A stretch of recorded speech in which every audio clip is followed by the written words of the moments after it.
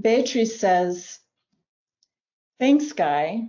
This shed lots of light into our cloudy perceptions. My question is, how do we discover who we are if, since the maternal womb, we've been casually and intentionally influenced and shaped by many factors, specifically other human beings who are either living at the same time that we do or by ancestors? We adopt certain ways as we've been taught because we've inherited this idea that this is the only way to survive and thrive in this jungle life on Earth. I was going to say before you read the question, a comment, and I'm glad I did because it fits what you've asked. A light never breaks in your consciousness that isn't for the purpose of liberating you from a darkness you don't see. And you can't bring about the light in yourself that lives in the darkness that the darkness doesn't comprehend. You can't produce that light. It came with you into this life. It's a gift. But because of our mistaken constant sense of self threatened by anything that doesn't match the image we have of ourselves, every time we're shown something within us that shouldn't be there, all we know how to do is to fear it. And so we're handed back over to the darkness instead of thanking the light for showing us ourselves as we are, for showing us our necessary and natural relationship with the divine light, with the Christ, with love. Not a love that you call on.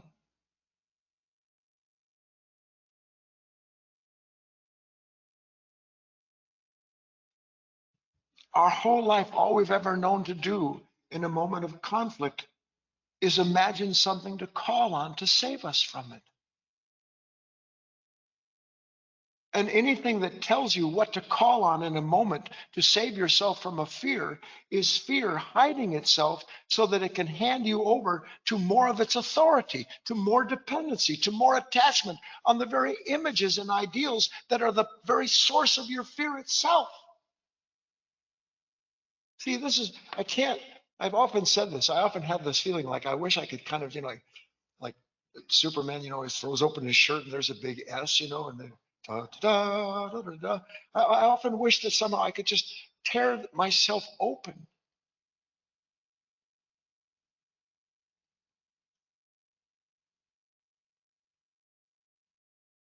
Because it is unimaginable to this nature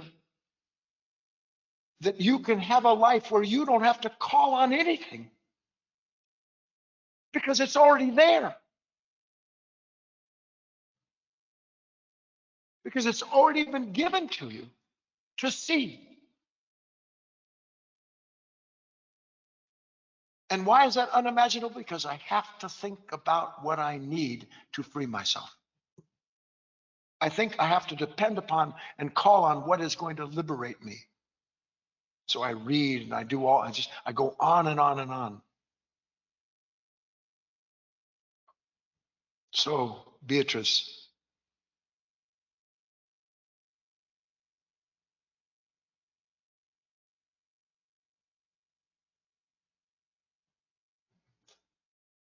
freedom can't be taught.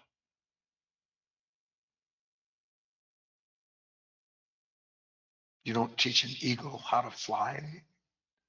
You don't teach a wave how to roll across the ocean. You don't teach a blade of grass or the lilies in the field to exhibit the beauty that they do. It's right in the midst of their life. It's in the midst of your life too.